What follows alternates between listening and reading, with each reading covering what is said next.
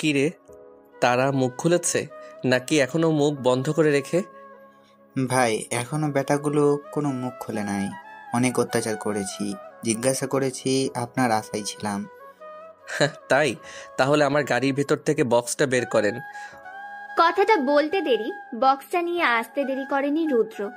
আকাশের ডান হাত আর আকাশ হলো বিশ্ববিখ্যাত don, secret underworld the killer and cyber ওয়ার্ল্ডের hyena the killer Akash the don. Rudra বক্সটা আকাশের সামনে এনে দেয়।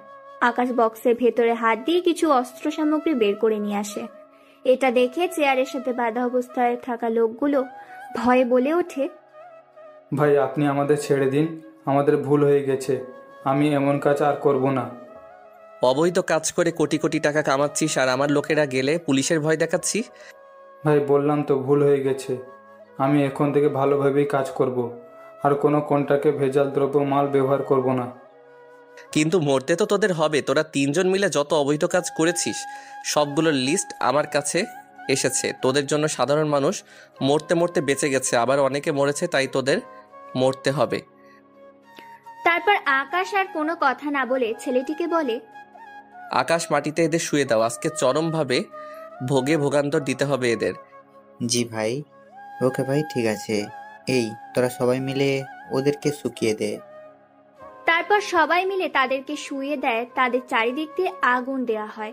হাতুড়ি দিয়ে তাদের হাতে পায়ে মাটিতে পেরেক মেরে দেয়, যাতে তারা নড়াচড়া না করতে পারে। তারপর একটা লোহার তার কাটা দিয়ে একের পর এক চাবুকের আঘাতে আঘাতি করতে থাকে। তাদের শরীরে ক্ষত সৃষ্টি হয়। তারপর তাদের ক্ষতগুলোতে রাসায়নিক কেমিক্যাল সহ রাসায়নিক দ্রব্যসমূহ, ইউরিয়া, পটাশ, ফসফেট, জৈব রোটন সহ আরো অনেক কিছু জৈব সার একত্রিত করে তাদের শরীরে ঢেলে দেয়।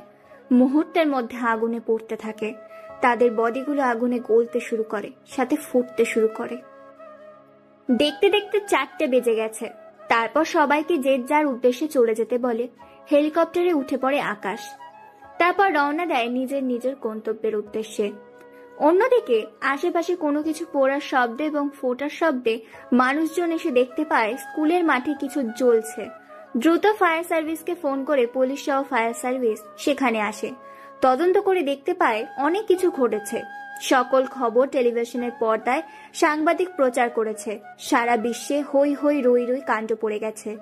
সংবাদ, পেপারের কাগজে, খবরের কাগজে, টেলিভিশনের পর্দায় শুধু একটাই খবর দেখাচ্ছে। এদিকে আকাশ হেলিকপ্টার নিয়ে চলে আসে তার সেই গন্তব্যের উদ্দেশ্যে। তারপর গাড়ি নিয়ে বাড়ির উদ্দেশ্যে রওনা দেয়। ভোর 4:30টায় বাড়ির ভিতরে প্রবেশ করে। তারপর পরের দিন সকালে কেউ একজন এসে আকাশের মুখের উপর পানি ঢেলে ঘুম ভাঙিয়ে দিল। আকাশ লাফিয়ে ঘুম থেকে উঠল। ঘুম থেকে উঠে আকাশ তো অবাক, কেননা সামনে ঈশা দাঁড়িয়ে আছে। তা দেখে আকাশ আনমনে বলে, এটা হতে পারে না, কিছুতেই হতে পারে না। আমি স্বপ্ন দেখছি না তো? হ্যাঁ, আমি স্বপ্নই দেখছি। ঈশা এখানে আসবে কি করে? এটা যেহেতু স্বপ্নই, তাহলে আবার ঘুমাই। এই বলে আকাশ আবারও ঘুমাতে যাবে। তখন ঈশা আবারই পানি ঢেলে দেয় মুখের উপরে। এবার আকাশ বুঝতে পারে এটা স্বপ্ন নয়। এইদিকে আকাশের কথা শুনে ঈশা তো হাসতে হাসতে পাগল।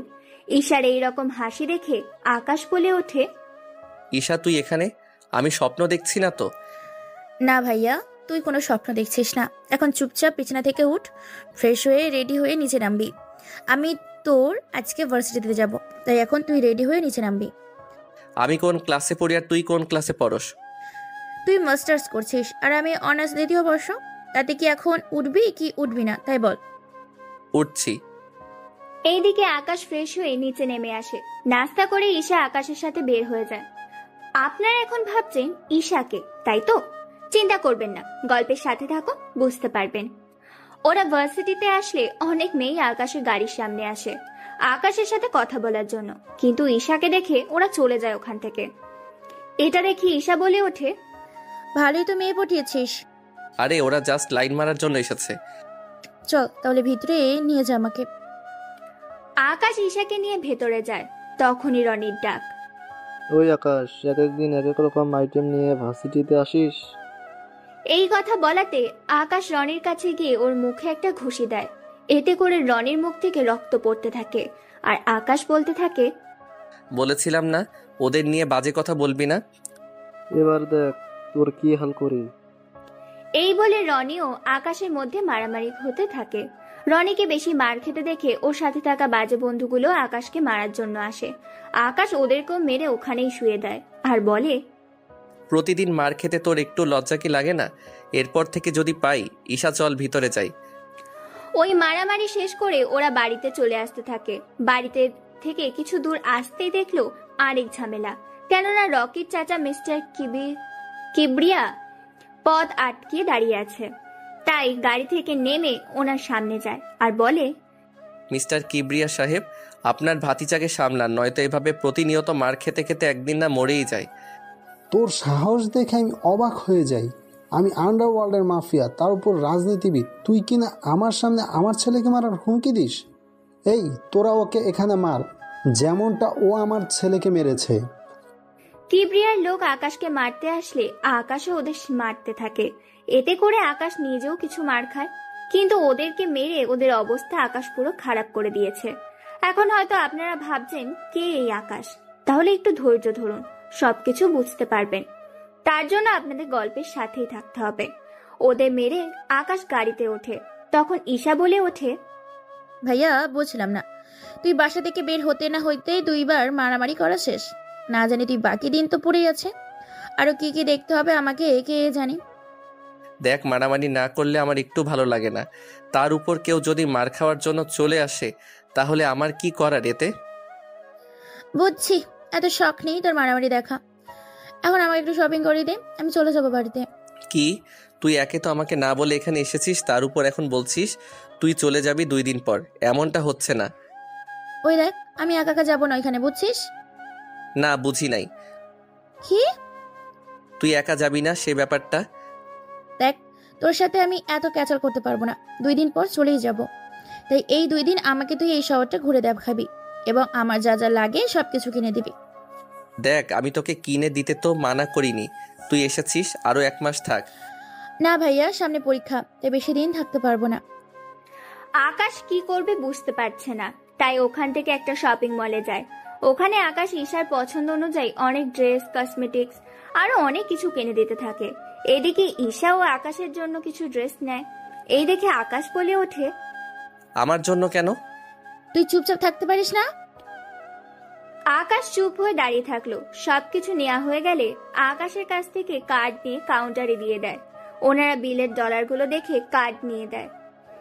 শপিং মল থেকে বের হয়ে আসে। তখন শপিং মলের সামনে কয়েকটা ছেলে বসে বসে মেয়েদের খারাপ কথা বলছে। এটা দেখে ঈশা বলে ওঠে, ও ভাইয়া, এখানে এসেও শান্তি নেই। কি হয়েছে? এই যে মেয়েদের টিচ করা, এর জন্য তো বের হওয়াই মুশকিল। দাঁড়া, ওদের ব্যবস্থা করতেছি। থাক ভাইয়া, এমনিতে 2বার মারামারি করা শেষ, আর লাগবে না ভাই, চল এখান থেকে। আকাশ ঈশার কথায় ওখান থেকে চলে আসতে যাবে, তখন আসার আগেও ওই ছেলেগুলোর গালে কয়েকটা থাপ্পড় দিয়ে দেয় আকাশ। এইটা দেখে ঈশা বলে ওঠে, ভাই তোকে না মানা করেছি? ওরা তোকে বাজে কথা বলেছে, ছেড়ে দেই কি করে? তুইও না। ওরা ওখান থেকে চলে আসে বাড়িতে। বাড়িতে এসে ঈশা ওর রুমে চলে যায়। এইদিকে ঈশা কেন এসেছে, কখন এসেছে, আকাশের পরিচয় তা আপনাদের একটু পরেই বলছি। এখন একটু ফ্রেশ হয়ে আসি, কিছুক্ষণ অপেক্ষা করেন। চলুন এবার আকাশের পরিচয় দিই। আকাশের পুরো নাম হলো পারভেজ হোসেন আকাশ, আমাদের গল্পের হিরো। আকাশের আব্বু এই শহরে ব্যবসা করে। এই শহরের সবাই ওনাকে শাহজাহান চৌধুরী নামে চেনে। ওনার স্ত্রী মানে আকাশের আম্মু মিসেস পারুল আক্তার, উনি হাউসওয়াইফ। বাড়ির সব কাজের লোকেরাই করলেও রান্নাটা উনি নিজের হাতেই করে, কেননা আকাশ ওর মায়ের হাতের রান্নাই বেশি খায়। আকাশদের আরো কয়েকটা কোম্পানি আছে এই শহরে। উনি এখানকার ধনী লোকদের মধ্যে 3য় স্থানে আছে। বাকি রইল ঈশার পরিচয়। ঈশা হলো আকাশের ফুফাতো বোন, যে বর্তমানে আকাশদের বাড়িতে এসেছে কয়েকদিন বেড়াতে। ঈশা সম্পর্কে বাকি তথ্য পরেই জানতে পারবেন। বাকি রইল গল্পের নায়িকা, তার সম্পর্কে আরো পরে আপনাদের বলবো। এখন আপাতত গল্পে ফেরা যাক। ঈশা রান্নাঘরে গিয়ে ওর মামির চোখে হাত দেয়। এটা দেখে মামি মানে আকাশের মা বলে ওঠে, কে কে আমার চোখে হাত দিয়েছে? এইদিকে কেউ কিছু বলছে না, তাই আকাশের আম্মু ভালো হাত ধরে বুঝতে পারে আর বলে, আরে ঈশা, তুই এখানে কখন এলি? আমাদেরকে তো একটু জানালিও না। আম্মু ও সকালে এসেছে। এই কথা শুনে আকাশের আম্মু একটু আশ্চর্য হয় আর বলে, কি, ঈশা সকালে এসেছে অথচ আমার সাথে এখন দেখা করছে?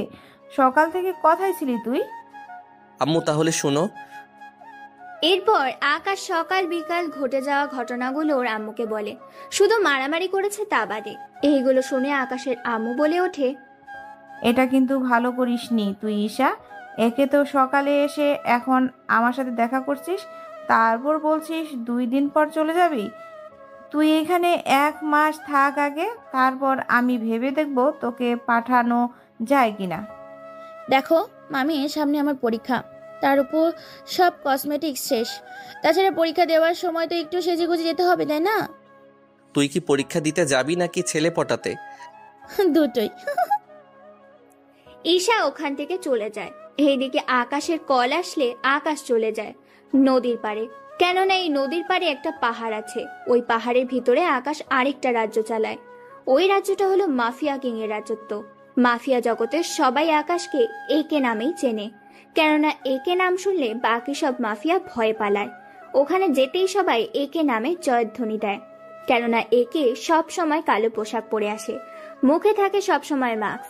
একে ওর চেয়ারে বসে পড়ে আর বলে ওঠে, আমি হয়তো কয়েকদিন রাজত্ব চালাতে পারবো না কিছু সমস্যার কারণে, হয়তো আমি দেশের বাহিরেও যেতে পারি। তাই ততদিন আসিফ আমার দায়িত্ব পালন করবে। আমি ওর সাথে যোগাযোগ করব। নিজে থেকে আমার সাথে কেউ যোগাযোগ করতে যাবেন না। আকাশ ওখানে আরো কিছু কথা বলে চলে আসে। এইদিকে 3 দিন কেটে যায়।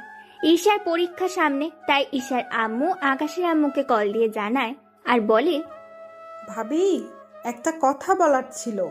কি কথা? এরপর ঈশার আম্মু সব কথা বলে। সব কথা শুনে আকাশের আম্মু রাজি হয়ে যায়। এদিকে ঈশা নিচে নেমে আসে ওর জিনিসপত্র গুছিয়ে। আকাশের সামনে এসে বলে, ভাইয়া আমি চলে যাচ্ছি। ঠিক আছে, সাবধানে যাবি।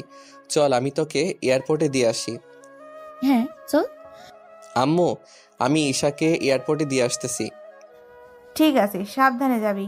ওখানে গিয়ে কোনো মারামারি করবি না। কোন জায়গার কথা বলছো? কোন জায়গার না? আকাশ ঈশাকে নিয়ে গাড়িতে বসে। এইদিকে ওরা কথা বলতে বলতে এয়ারপোর্টে চলে আসে। আকাশকে এয়ারপোর্টে সিকিউরিটি এবং সবাই চেনে, তাই আকাশ ঈশাকে নিয়ে ভেতরে যায়। অতঃপর ভিতরে গিয়ে আকাশ বলে ওঠে, বোন আমার, সাবধানে যাবি। বাসায় গিয়ে কল দিবি। আমি তাহলে এখন যাই। তা হচ্ছে না ভাইয়া, কারণ তুইও আমার সাথে বাংলাদেশ যাবি। কি, আমি কেন যাব? তুই যাবি কিনা তা বল। যদি না বলে দেই তাহলে ঈশা কষ্ট পাবে, আর যদি হ্যাঁ বলে দেই তাহলে ঈশা খুশি হবে। কিন্তু আমি তো পাসপোর্ট ও শার্ট প্যান্ট কিছুই আনিনি, তাই রাজি হয়ে যাওয়াটা ভালো হবে। কি ভাবছিস? ভাবছি আমি যাব কি করে, আসার সময় তো কিছুই আনিনি। আমি জানতাম এমন কিছুই তুই বলবি, তাই আসার সময় পাসপোর্ট নিয়ে এসেছি তোর। বাকি রইল শার্ট প্যান্ট, ওইগুলো তোকে দেশে নিয়ে গিয়ে কিনে দিব। আকাশ কোনো উপায় না পেয়ে ঈশার সাথে চলে এলো বাংলাদেশে। কি না ভেবেছিল আর কি না হয়ে গেল। বাংলাদেশে আসার পর এয়ারপোর্ট থেকে বের হয়ে আসলে আকাশের ফুপু ফুফা ওনারা দুজনের সামনে দাঁড়িয়ে আছে। তাই আকাশ ওনাদেরকে সালাম দেয়। এইটা দেখে ঈশার বাবা বলে ওঠে, সত্যি আকাশ, আমাদের থেকে অনেক ভালো লাগছে, কারণ এই প্রথম তুমি বাংলাদেশে এসেছো। তাও ঈশা অনেক চালাকি করে নিয়ে এসেছে, তাও ভাবি না থাকলে তো সম্ভবই হতো না। ফুপা, এই জন্যই তো বলি পাসপোর্ট ওর কাছে কিভাবে এলো, কারণ পাসপোর্ট তো আম্মুর কাছে থাকে। এইদিকে আকাশ চলে আসে ঈশাদের বাসায়, কেননা এই প্রথম আকাশ এই বাড়িতে এসেছে। ছোট থাকতে একবার এসেছিল, তখন ঈশার বাবা মা অতটা বড় লোক ছিল না। আকাশের আব্বু ওনাদের টাকা দিয়ে সাহায্য করায় আজকে ওনারা বাংলাদেশের শত শত কোটি টাকার মালিক।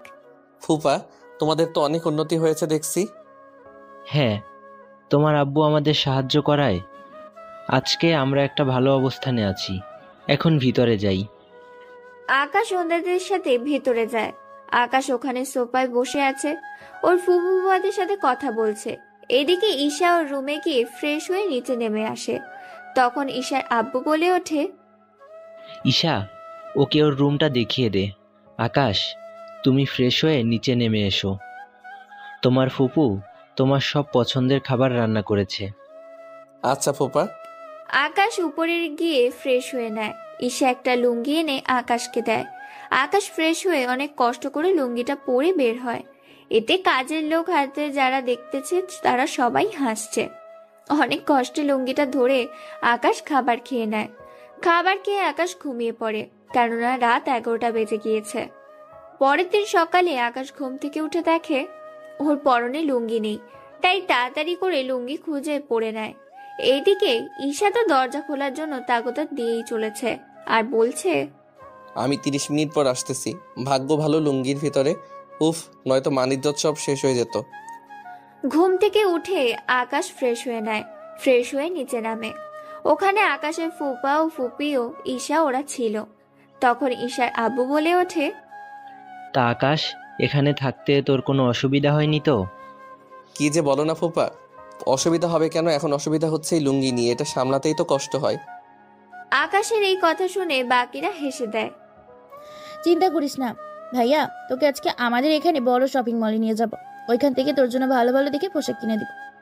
তা না হয় ঠিক আছে, কিন্তু তুই এখানে কেন? এমন পোশাকে কই যাবি? তোকে তো বলাই হয়নি আমি ভার্সিটিতে যাব, তাই তুইও যাবি আমার সাথে। ঠিক আছে, কিন্তু শপিং? আচ্ছা চল। ঈশা আকাশকে নিয়ে শপিং এ যায়। ওখানে আকাশের পছন্দ অনুযায়ী সব কিনে দিতে থাকে। আকাশের সব কেনা হয়ে গেলে আর বলে উঠল, ঈশা চল, হয়ে গেছে। আচ্ছা চল। এইদিকে আকাশ শপিং মল থেকে বের হতে যাবে, তখন একটা মেয়ের সাথে ধাক্কা খেয়ে আকাশের ফোন পড়ে যায় হাত থেকে। ভিড়ের মধ্যে মেয়েটা আকাশের মোবাইল তুলে দেয়। মোবাইল তুলে দেওয়ার সময় আকাশ মেয়েটার হাতে একটা ট্যাটু দেখে। ট্যাটু দেখতে অনেক সুন্দর, তবে রং দিয়ে আঁকা হয়েছে।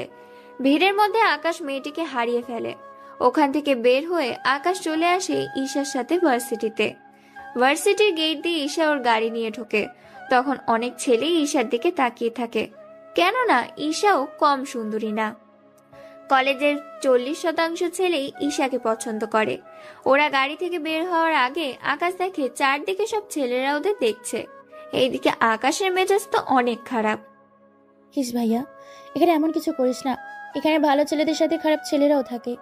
এখানে রাজনৈতিক পাওয়ারের কারণে ওরা এসব করতে সাহস পায়। তাছাড়া তুই এখানে এসেছিস আমার সাথে ঘুরে দেখবি, কোনো ঝামেলা করার দরকার নেই। ওই দেশে তোকে সবাই চিনে, কিন্তু এখানে তো কেউ চিনে না। এইদিকে এই কথা শুনে আকাশ মনে মনে ভাবে, এখানে এমন কোনো মাফিয়া নেই যে আমার নাম শুনেনি। নাম এখন? নামছি। আকাশ ও ঈশা একসাথে নামে। তখন অনেক ছেলে মেয়ে ওদের দিকে তাকিয়ে আছে। ভাই দেখেছিস ওরা কেমন করে তাকিয়ে আছে? ওদের দিকে না তাকিয়ে ক্লাসরুমে চলো। আকাশ ঈশার সাথে ওর ক্লাসরুমে চলে যায়। এইদিকে আকাশ বসে আছে ছেলেদের সাথে। তখন অনেকে রুমে ঢুকতে থাকে। হঠাৎই একটা ছেলে মার খেতে খেতে রুমে আসে, আর ওই ছেলেটাকে মারছে একটা মেয়ে। এই মেয়েটার নাম হচ্ছে রোজা চৌধুরী। রোজা ক্লাসরুমের ভেতরে আসে আর বলে, প্লিজ ভাইয়া, আমাকে ওর হাত থেকে বাঁচান। ওরা আপনাকে মারছে কেন? কয়েকটা ছেলে ইচ্ছে করে ওর গায়ের উপর আমাকে ফেলে, তাই মেয়েটা আমায়। বুঝতে পেরেছি। এক্সকিউজ মি, গায়ে পড়ার জন্য কেউ একজনকে এভাবে মারে? আকাশের কথায় রোজা অনেক অবাক হয়, কেননা আজ পর্যন্ত কেউ রোজার সাথে এভাবে কথা বলেনি। সেজন্য এটা দেখে রোজা বলে ওঠে, আমি ওকে কেন মেরেছি তা কি এখন তোর কাছ থেকে জানতে হবে? হবে। সামান্য গায়ের উপর পড়ার জন্য এভাবে কেউ কাউকে মারতে পারে? তা আপনাকে না দেখলে বুঝতাম না। তোর দেখে অনেক দরদ, তোকেও এর সাথে মনে হয় মারতে হবে। এইদিকে ঈশা ব্যাপারটা বুঝে রোজাকে বলে যাতে করে ওর ভাইয়াকে কিছু না করে। এদিকে ঈশার একটা ভাই আছে, তার সবাই আজকে জানলো। বাহ ঈশা বাহ, তোর এমন একটা ভাই আছে, আগে তো দেখলাম না। তা কবে এটাকে আমদানি করলি নাকি? রোজা কথাটা বলে হাসতে যাবে, তার আগে আকাশের হাত দিয়ে রোজার গালে পড়ে। এতে পুরো রুমের ভিতর সবাই নিস্তব্ধ হয়ে যায় এবং ঈশার সাথে বাকি সবাই একটু ভয় আছে, কেননা এখন রোজা ওর আব্বুকে কল দেবে। এরপর কি হবে না হবে আপনারা জানতে পারবেন। কি তোর এত বড় সাহস, আমাকে মারলি? আর একটা কথা বললে আরো একটা চড় দিব। তোর সাহস দেখে অবাক হচ্ছি। প্লিজ রোজা আপু, ভাইয়াকে ছেড়ে দিন। ছেড়ে দিতাম, কিন্তু এখন দিব না, কারণ ও আমার গায়ে হাত তুলেছে। রোজা ওর বাবাকে কল দেয়। উনি কিছু লোক পাঠিয়ে দেয়। ওরা কয়েক মিনিটের মধ্যে রুমে এসে আকাশকে মারতে থাকে।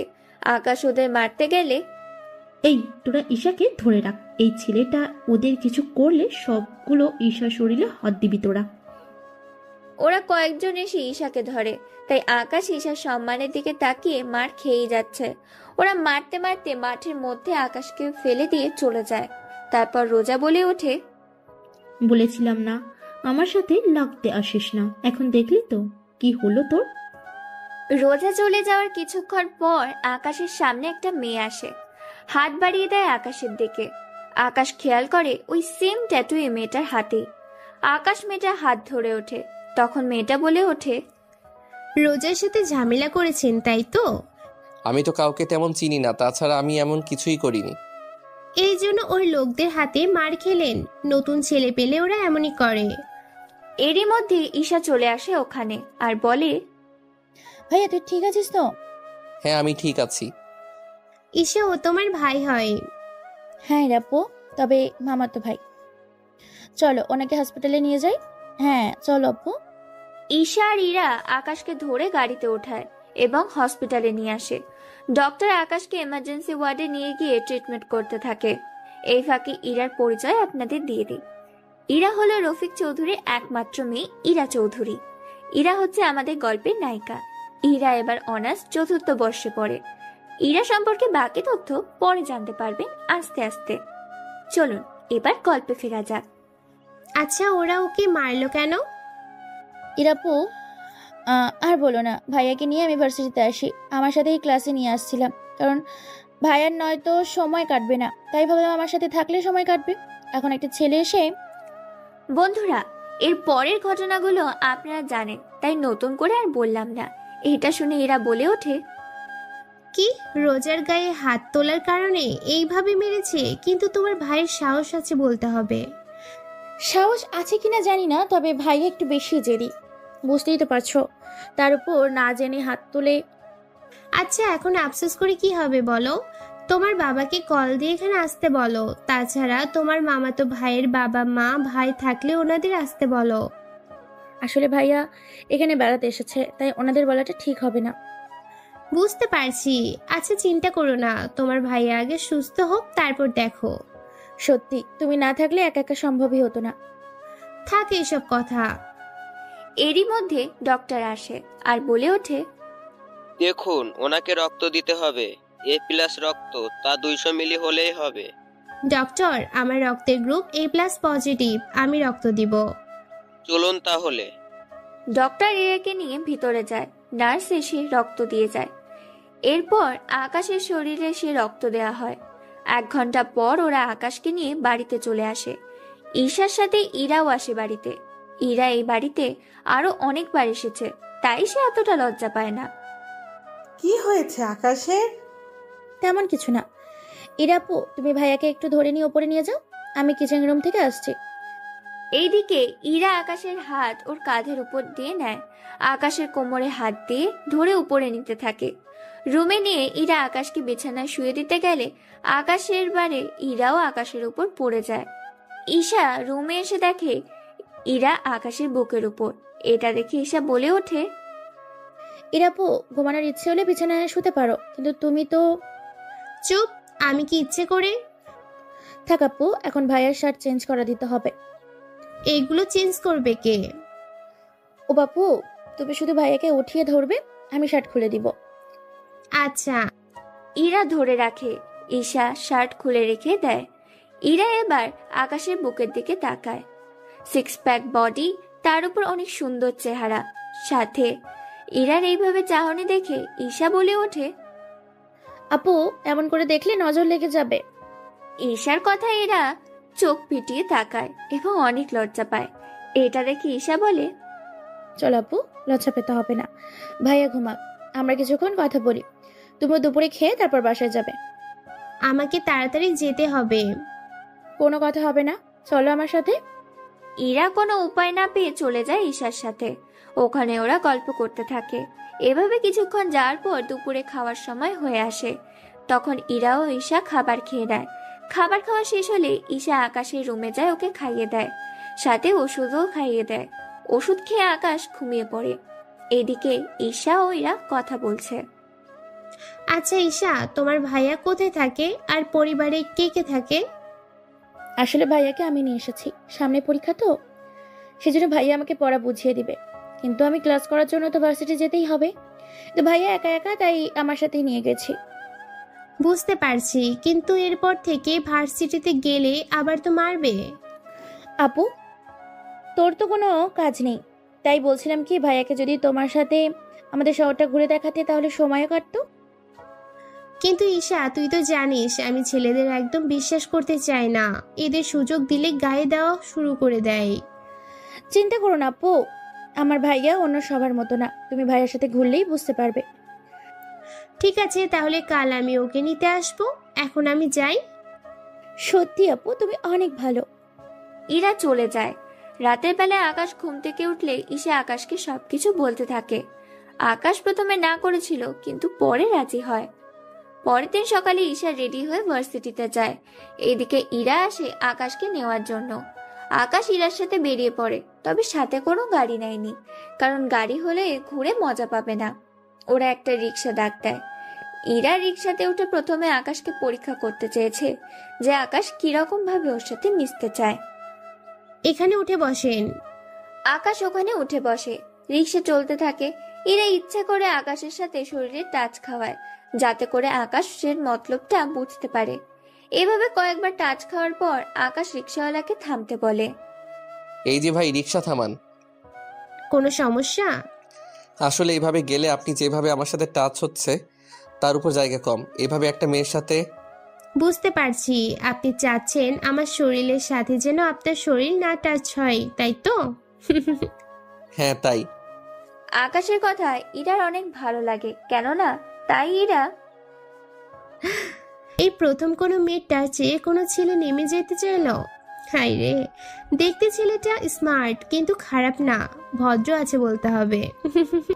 কিছু বলছেন না যে? আচ্ছা, আমাদের দুজনের মাঝখানে যদি ব্যাগ দিয়ে দেই তাহলে তো কোনো সমস্যা নেই, তাই না? আচ্ছা, দিন তাহলে। এরপর ইরা ব্যাগ দিলে আকাশ উঠে পড়ে। এবার ব্যাগের কারণে ওদের কারোর সাথে কারোর টাচ লাগছে না। ওরা রিক্সা থেকে নেমে ভাড়া দিতে যাবে। আকাশ ওর ওয়ালেট থেকে পাউন্ড বের করে রিক্সাওয়ালাকে দেয়। রিক্সাওয়ালা পাউন্ড দেখে কিছু বুঝতে পারছে না, তাই আকাশের হাতে পাউন্ড দিয়ে দেয়। এইদিকে ইরা ব্যাপারটা বুঝতে পেরে টাকা দিয়ে দিলে রিক্সাওয়ালা টাকা নিয়ে চলে যায়। তখন আকাশ বলে, এটা কি হলো? কোথায় কি হলো? এই যে আপনি ছোট একটা নোট দিলেন, উনি নিয়ে নিল, অথচ আমি অনেক বড় নোট দিলাম, আমারটা কেন নিল না? ব্যাপারটা হচ্ছে আপনার কাছে যে নোট আছে ওটা এখানে চলে না, তাই ব্যাংকে গিয়ে এই নোটটা ভাঙিয়ে নেই, তাহলেই হবে। চলুন তাহলে।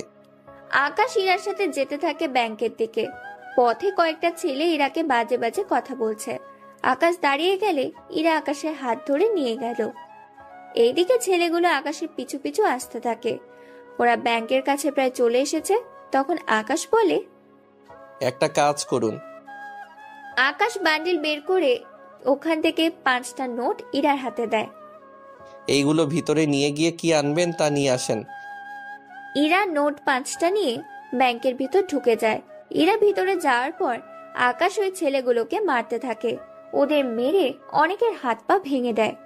এইদিকে ইরা ক্যাশ কাউন্টারে 5টা নোট জমা দিয়ে দেয়। ওরা 5টা নোট দেখে হিসেব করে ইরাকে 1 ব্রিফকেস টাকা দেয়। এতে করে ইরা অবাক হয় আর বলে, আপনারা ভুল করছেন না তো? 5টা নোটের বিনিময়ে 84 লক্ষ টাকা দিচ্ছেন। ইরার কথায় ক্যাশিয়ার আবারও চেক করে, দেখে সব ঠিক আছে। পরে ইরা ওখানে একটা নোট ভাঙিয়ে বাকি নোট নিয়ে ওই টাকাগুলো নিয়ে বেরিয়ে আসে। এসে দেখে আকাশ দাঁড়িয়ে আছে, তাই ওর হাতে বাকি 4টা নোট দিয়ে দেয়। আকাশ ওইগুলো রেখে দেয়। এরপর বাকি টাকা আকাশের হাতে দিলে আকাশ ওইগুলো ওর ব্যাগে রেখে দেয় আর বলে, কি ব্যাপার, বাকি 4টা নোট ফিরিয়ে আনলেন? তো কি করব, ওই 4টা নোট দিলে হয়তো আমাকে টাকা মাথায় বয়ে আনতে হবে। একটা নোটে এতগুলো বান্ডেল? তাহলে চলেন পার্কে গিয়ে বসি। চলেন। এইদিকে ইরা মনে মনে ভাবে, একটা নোটে 17টা বান্ডেল হলো, যদি এর কাছে থাকা পুরো বান্ডেল যদি টাকাই করি, তাহলে তো বড় বড় ট্রাকে করে টাকা নিয়ে ঘুরতে হবে। তবে যাই হোক, ছেলেটা অনেক সহজ সরল, সাথে অনেক ভদ্র আছে। কিছু ভাবছেন কি? না কিছু না, চলেন বসি। ওরা বসে পড়ে, তবে পাশাপাশি, যা আকাশের থেকে একটু আনইজি লাগছিল, তাই বারবার সাইডে চাপতে চাপতে পড়ে যায়। এতে এরা হাসতে থাকে। আকাশ মাটিতে বসে ইরার হাসি দেখছে আর মনে মনে ভাবছে, সত্যি মেয়েটা অসাধারণ, কিন্তু সকাল থেকে আমার সাথে এমন কেন করছে? আরে পড়ে গেলেন কেন, উঠে বসেন বলে হাত বাড়িয়ে দেয়। আকাশ ইরার দিকে হাত বাড়িয়ে দিলে ইরা আকাশকে টেনে উঠাতে গেলে উল্টো আকাশের উপর পড়ে যায়। এটা দেখে আকাশ বলে ওঠে, সরি, আমি ইচ্ছা করে আপনার কোনো দোষ নেই। আসলে আমি মেয়ে হয়ে আপনাকে টেনে তুলতে পারি বলেন। এখন যদি আমার বুকের উপর থেকে সরে দাঁড়ান তাহলে আমি উঠতে পারি। ইরা তাকিয়ে দেখে আকাশের বুকের উপরে, তাই তাড়াতাড়ি করে উঠে যায় এবং আকাশও উঠে যায়। তখন আকাশ বলে, আমার অনেক ক্ষুধা লেগেছে, কিছু খেতে পারলে ভালো হতো। ফুচকা খাবেন? ফুচকা কি? চলেন ওখানে গিয়ে বসে বসে খাই। ওরা ফুচকা দোকানে গেল, গিয়ে ফুচকা খেতে থাকে। অনেক মজার তো। আরো খাবেন? হ্যাঁ খাবো। এরপর ফুচকা বানাতে থাকে, সাথে ওরা খেতে থাকে। এইভাবে 30 প্লেট ফুচকা খাওয়া শেষ। আকাশ একটা বান্ডেল এগিয়ে দিয়ে বলে, ওনার বিল দিয়ে দিন। তাই বলে পুরো বান্ডেল দিয়ে দিবেন? আমি তো জানি না। দিন, আমি দিচ্ছি। ওরা বিল দিয়ে কিছুক্ষণ গল্প করতে থাকে। এর মধ্যে ঈশা কল দিলে ইরা ওখান থেকে উঠে পাশে গিয়ে কথা বলে। ইরাপ্পু, কোথায় আপনি? এই তো আমরা শাহবাগ রমনা পার্কে। কেন বলো তো? না, ভেবেছিলাম আড্ডা দিব, কিন্তু এখন তো আর হচ্ছে না। আচ্ছা, তোর ভাই দেখি কিছু বুঝেই না। আজকে আমাকে টাকা ভাঙতে ব্যাংকে পাঠাই। এরপর কি হয়েছিল তা তো আপনারা সবই জানেন, তাই নতুন করে কিছু বলার নেই। অতঃপর ঈশা বলে ওঠে, আসলে ভাইয়া প্রথম এই দেশে এসেছে, তাই ঢাকা সম্পর্কে কিছুই চেনে না।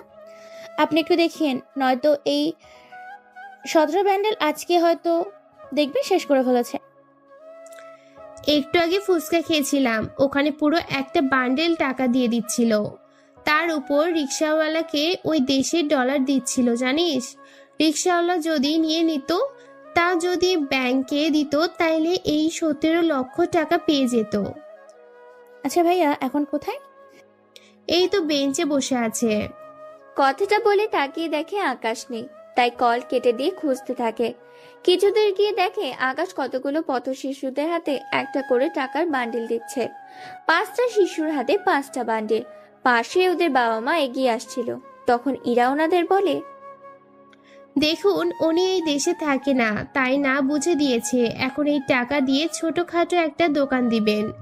এইভাবে ওদের হাতে ভিক্ষা করাবেন না। ওনারা ইরার কথা শুনে চলে যায় ওখান থেকে। ওই দিন ওরা ঘোরাঘুরি করে ইরা আকাশকে বাসার সামনে নামিয়ে দেয়। ভিতরে যাবেন না? আজ না, সকালে আমি আবার আসবো। তাহলে আমি রেডি হয়ে থাকবো। এই নিন, এইগুলো আপনি রাখেন। আমাকে কেন দিচ্ছেন? আসলে আমি তো জানি না কি করে খরচ করতে হয়, তাই আপনি সাথে থেকে খরচ করবেন। আমি কিছুটা রেখেছি নিজের কাছে। একটা বান্ডেল দিয়ে বাকিগুলো বাসায় রেখে দিবেন, আর আপনি একটা বান্ডেল নিয়ে কাল বের হবেন। আচ্ছা, তাই হবে। আকাশ বাসার ভিতরে ঢুকে নিজের রুমে গিয়ে ফ্রেশ হয়। অন্যদিকে ইরা ওর বাসায় চলে আসে। আকাশ সন্ধ্যের সময় নিচে নামে আর বলে, ফুফু, কিছু খেতে দাও। অনেক খিদে পেয়েছে তোর? তাহলে বস, আমি খাবার দিচ্ছি। দাও। সন্ধেবেলা আকাশ নাস্তা করে বের হয় একটু আশেপাশে দেখবে বলে। বাড়ি থেকে বের হয়ে রাস্তার মাঝে আসে। তখন রোজার সাথে আকাশের দেখা হয়। কিরে, এত তাড়াতাড়ি কি করে ভালো হয়ে গেলি? কেন, খারাপ থাকলে খুশি হতেন নাকি? এই, তুই আবার শুরু করে দিয়েছিস? ওই দিন আমার বোনের জন্য কিছু করিনি। আজকে যদি কিছু করার চেষ্টা করছিস তো এখানেই তোকে উচিত শিক্ষা দিব। আকাশের কথা শুনে রোজা হাসতে থাকে আর বলে, কি, তুই আমাকে মারলি? এত সাহস তোর? তুই জানিস না আমি কে, কি করতে পারি আমি। আর তুই জানিস না আমি কে? তা এখন পথ আটকে না দাঁড়িয়ে সামনে থেকে সরেন। বুঝেছি, আজকেও তোকে একটা মার দিতেই হবে। এই তোরা ওকে খাতির যত্ন কর। রোজার কথায় ওর লোকজন আকাশকে মারতে আসে, কিন্তু আজকে ওদের সবাইকে মেরে মেরে এখানেই শুয়ে দেয় আকাশ। ওরা অনেক চেষ্টার পরেও কোনো কিছু করতে পারেনি, সবাই মার খেয়ে মাটিতে শুয়ে আছে। তখন আকাশ বলে ওঠে, বলেছিলাম না আমার পিছনে লাগতে আসবেন না, এখন বুঝতে পারছেন আমি কি জিনিস? এবার আপনার পালা। আমার পালা মানে? বারে ওই দিন যা পারিনি তা আজকে তো করতেই হবে। কি করবেন? আকাশ রোজার সামনে আসে, ওখানে এসে রোজাকে আবারও একটা থাপ্পড় দেয়। থাপ্পড় খেয়ে রোজা গালে হাত দিয়ে দাঁড়িয়ে আছে। ওই সময় ওখানে রকি আসে। আপনারা হয়তো অনেকে রকিকে ভুলে গেছেন। রকি হচ্ছে সেই ছেলে যাকে মারার জন্য আকাশ ওদের সাথে মারামারি করে। ভাইয়া আপনি এখানেই, আর রোজা আপু আপনি এখানেই? ওই আমি এখানে কি জন্য এসেছি তা কি তোকে বলতে হবে? না আপু, আমি তো এমনি এমনি বললাম। ভাইয়া আপনি তো রাতে এখানে, তার উপর রোজা আপু আপনাকে কিছু করেনি তো? আমার কিছু হয়নি, তুমি এখন যাও। রকি ওখান থেকে চলে যায়। রকি চলে যাওয়ার পরে আকাশ রোজার কাছে যায় আর বলে, তাহলে একটা কথা বলি, মেয়ে হয়ে এসব কথা ঠিক না। মেয়েদের শাড়িতেই মানায়, এইসব ড্রেসে না। তাই ভালো হয়ে যান। এসব মারামারি করে কি লাভ আপনাদের? শুধু একটু পাওয়ার ছাড়া জীবনে কিছু পাবেন না। তার উপর সবাই আপনাকে খারাপ ভাববে। এতে করে আপনার কাছের লোকগুলো আপনাকে খারাপ চোখে দেখবে। আমি যা বলেছি ওই কথাগুলো একটু ভেবে দেখবেন। আকাশ ওখান থেকে চলে যায়। এদিকে রোজা ভাবতে থাকে, কে এই ছেলে যে আমাকে একটুও ভয় পায় না?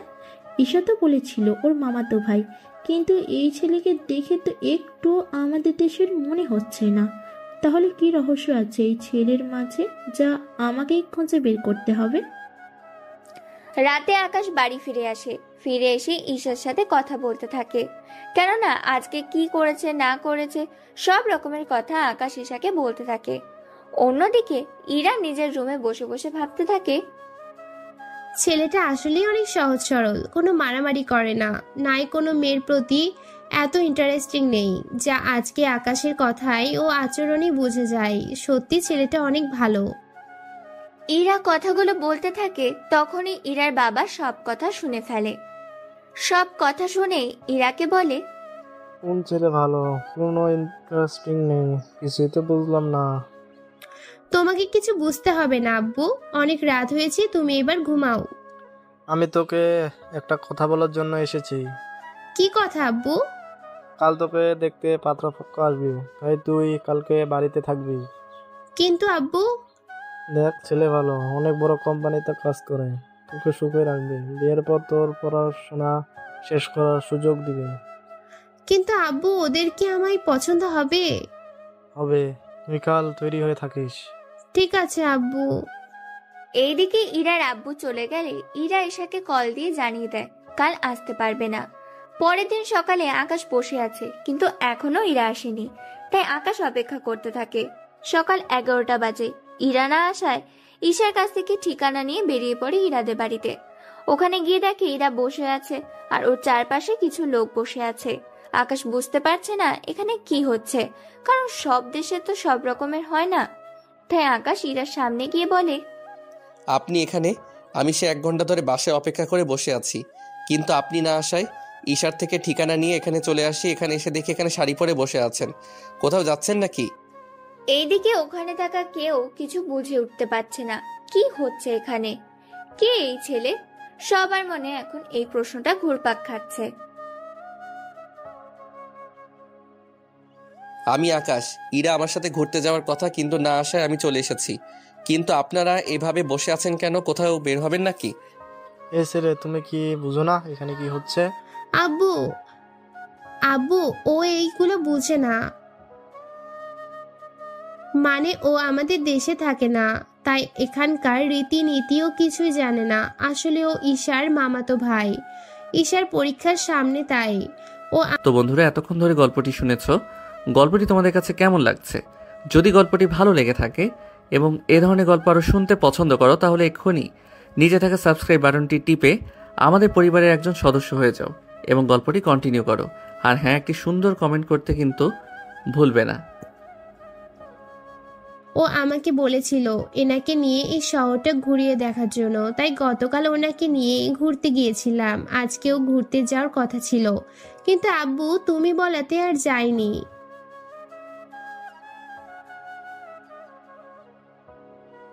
ইরার বিয়ের কথা শুনে আকাশের কিছুক্ষণের জন্য খারাপ লাগে, তাই চুপচাপ করে বসে আছে। এদিকে পাত্রপক্ষের বাবা জানায় ইরার সাথে ওনার ছেলের বিয়ে দেবে না, কারণ ওনারা সন্দেহ করে ইরার সাথে এই ছেলের রিলেশন আছে, তাই এনারা বিয়ে ক্যান্সেল করে দিতে চেয়েছে। প্লিজ আপনারা এমন করে বলবেন না, এই বিয়ে না হলে যে আমি পথে বসে যাব। আব্বু কি বলছো আব্বু? ঠিকই বলছি, আমি ওনাদের থেকে 35 লক্ষ টাকা নেই ব্যবসার জন্য। ওনারা তোকে আমার সাথে একদিন দেখেছে, তাই ওরা এত বড় লোক।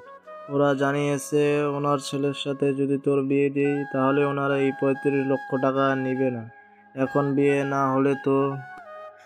দেখুন প্লিজ আপনারা বিয়ে ভাঙবেন না। এই বিয়ে না হলে আমার বাবা এতগুলো টাকা কি করে দিবে? ইরা অনেক রিকোয়েস্ট করার পরও তারা কোনো কথা শুনল না। তখন আকাশ বলে, দেখুন, আমার জন্য আপনাদের মধ্যে ঝগড়া হচ্ছে, এইটুকু আমি বুঝতে পেরেছি। শুধু আঙ্কেল এইটুকুই বলবো, যে ছেলের সাথে আপনার মেয়ের বিয়ে দিতে চাইছেন ওই পরিবার এখনই আপনাদের কথা বিশ্বাস করতে চায় না। তাহলে একবার ভেবে দেখেন সে ছেলে বিয়ের পর কি করবে। তাই আপনি চিন্তা করবেন না, আমি দিয়ে দিচ্ছি টাকাগুলো। আপনি কেন টাকা দিবেন? দেখুন, আপনি অনেক ভালো একটা মেয়ে, আমি চাই না এরকম একটা ছেলেকে বিয়ে করে নিজের জীবনটা এভাবে নষ্ট করে দেন। তাই টাকাটা না হয় আমি দিয়ে দিব, কিন্তু আমার কাছে তো কোনো ক্যাশ নেই, নোট ছাড়া। ইরা না করে দেয়। আকাশ অনেক বোঝানোর পর ইরা রাজি হয়ে যায়। তাই ইরা রুম থেকে 1 লক্ষ টাকা বান্ডেল আকাশের কাছ থেকে ওই দেশের 2টা নোট বের করে নেয় এবং পাত্রের বাবার হাতে নোটটা দিয়ে বলে, এই নিন টাকা। এখানে এই 2টা নোট 40,000 টাকা, যা আমাদের দেশের 35 লক্ষ টাকার বেশি হবে। বাকি এই 1 লক্ষ টাকা তার সুদ। এবার বুঝতে পেরেছেন?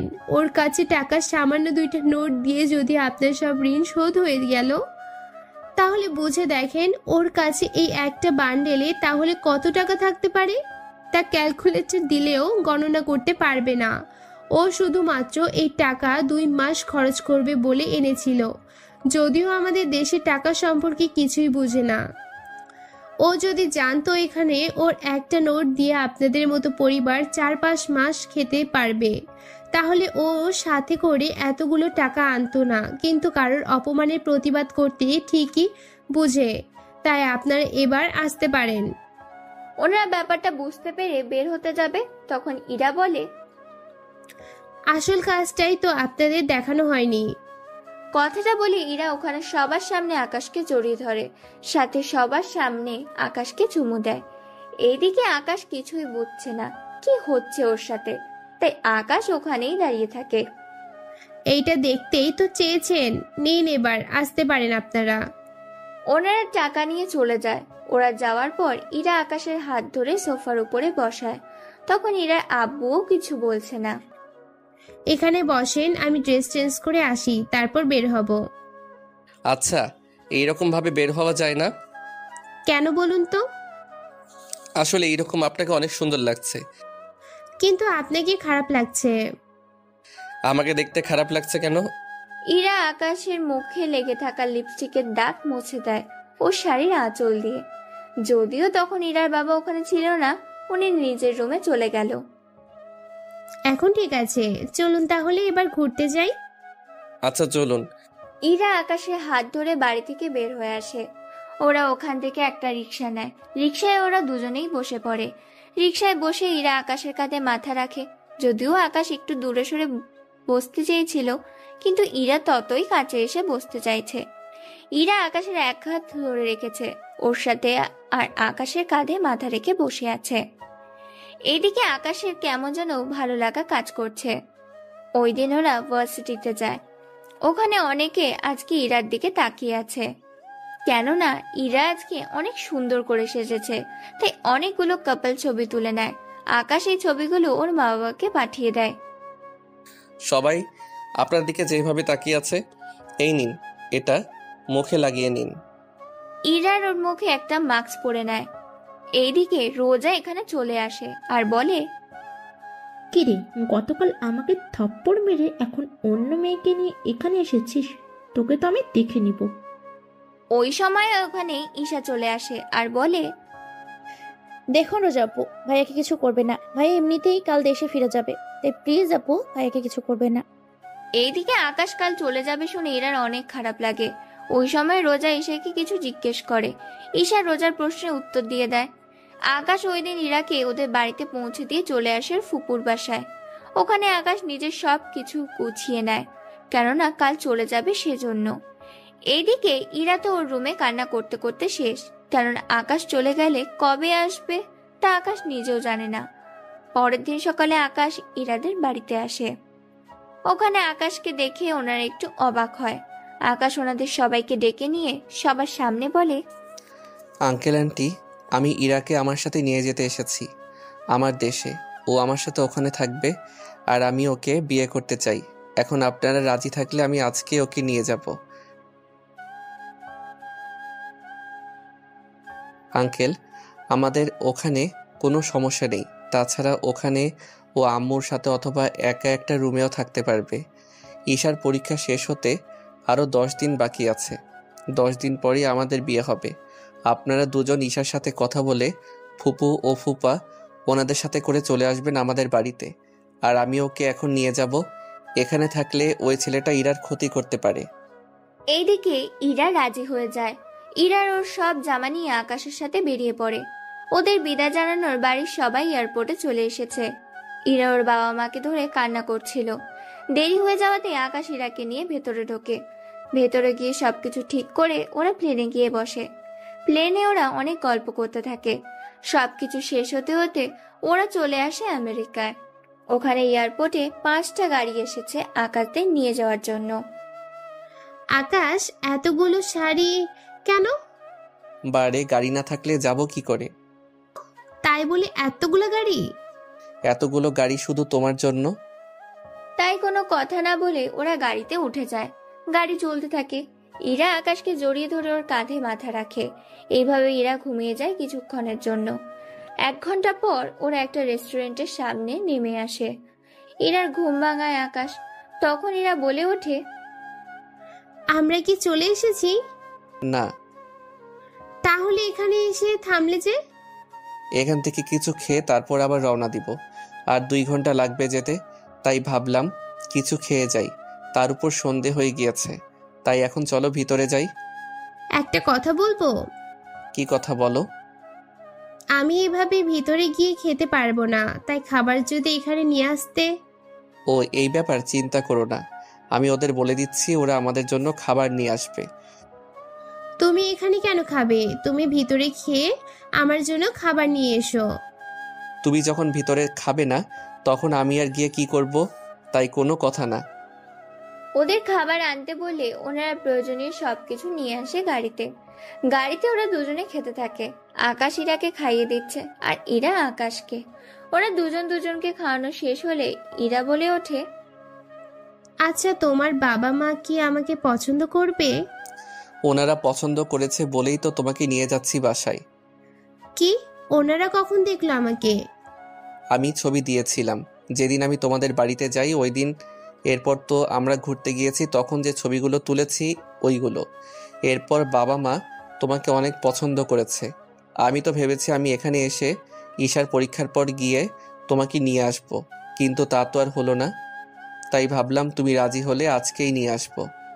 প্ল্যানিং তাহলে আগে থেকে করে রেখেছো? রাত 8টা। ওরা বাড়িতে ঢোকে।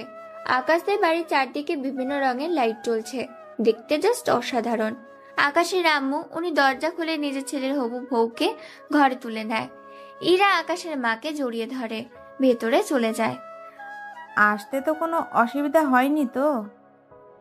না আন্টি, কোনো অসুবিধা হয়নি। আকাশ, তাহলে বৌমা কি একা শুবে না তোর মায়ের সাথে শুবে? আঙ্কেল, আমি আন্টির সাথেই ঘুমাবো। তাহলে আমি কোথায় ঘুমাবো? কেন আঙ্কেল, বাড়িতে কি আর কোনো রুম নেই? ইরা, এই বাড়িতে মোট 15টা রুম আছে। আব্বু তো আম্মুকে ছাড়া ঘুমাই না, তাই। তাহলে আমি বরং একাই শুবো এই কয়েকদিন। ঠিক আছে, এখন তোমার রুমটা দেখিয়ে দিচ্ছি, তুমি ফ্রেশ হয়ে রেস্ট নাও, সকালে কথা হবে। তাই হবে। আকাশ ইরাকে নিয়ে রুমে চলে যায়। ইরাকে একটা রুম দেখিয়ে দেয়। ইরা রুমে গিয়ে ফ্রেশ হয়ে ঘুমিয়ে পড়ে।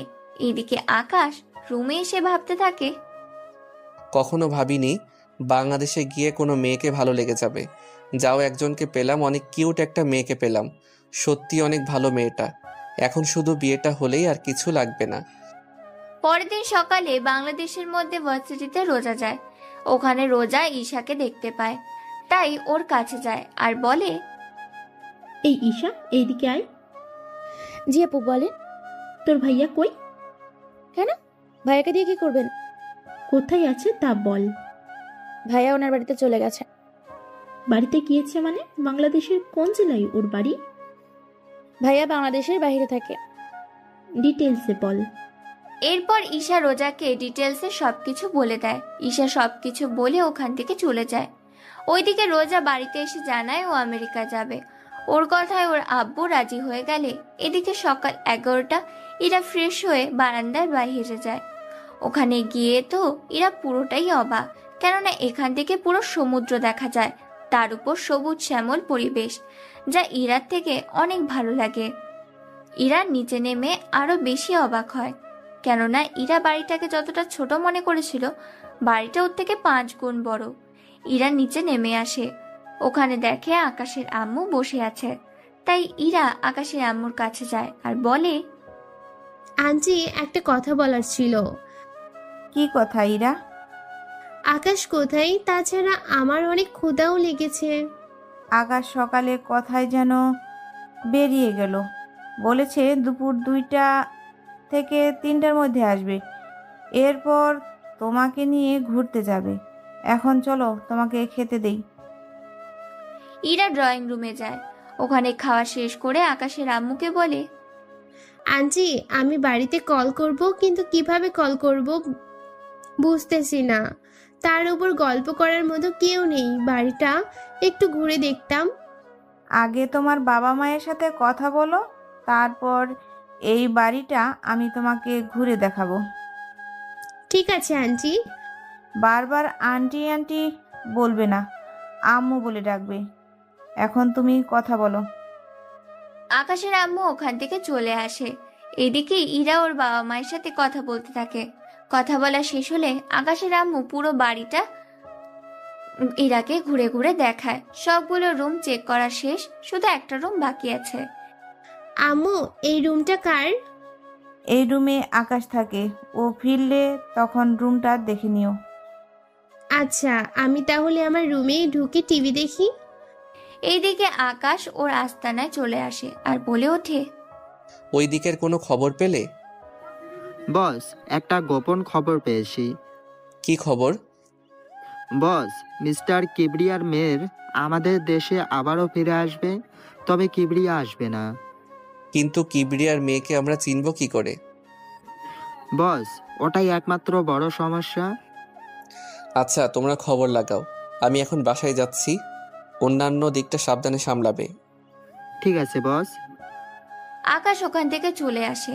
দুপুরের দিকে আকাশ বাড়িতে এসে ফ্রেশ হয়ে ইরার কাছে যায় আর বলে, ইরা, তুমি রেডি হয়ে নাও, আমরা কিছুক্ষণ পর বের হব। আর হ্যাঁ, এই ড্রেসটা পরবে তো। ঠিক আছে, পরবো। আকাশ ওর রুমে গিয়ে অপেক্ষা করতে থাকে। কিছুক্ষণ পর ইরা রেডি হয়ে আকাশের রুমে আসে। ইরাকে দেখতে অনেক সুন্দর লাগছিল, এক কথায় অসাধারণ। আকাশ তো চোখ ফিরাতেই পারছে না। এটা দেখি ইরা বলে ওঠে, কি দেখো অমন করে? তোমাকে ছাড়া অন্য কাউকে দেখছি না। আমাকে কি আগে কখনো দেখোনি নাকি? হ্যাঁ, দেখেছি, কিন্তু এইভাবে দেখিনি। রুমে আসো, তোমাকে রুমের ভিতরটা দেখাই। ইরা রুমের ভিতরে গেলে আকাশ ইরাকে রুমের ভিতরও বারান্দায় দেখাতে থাকে।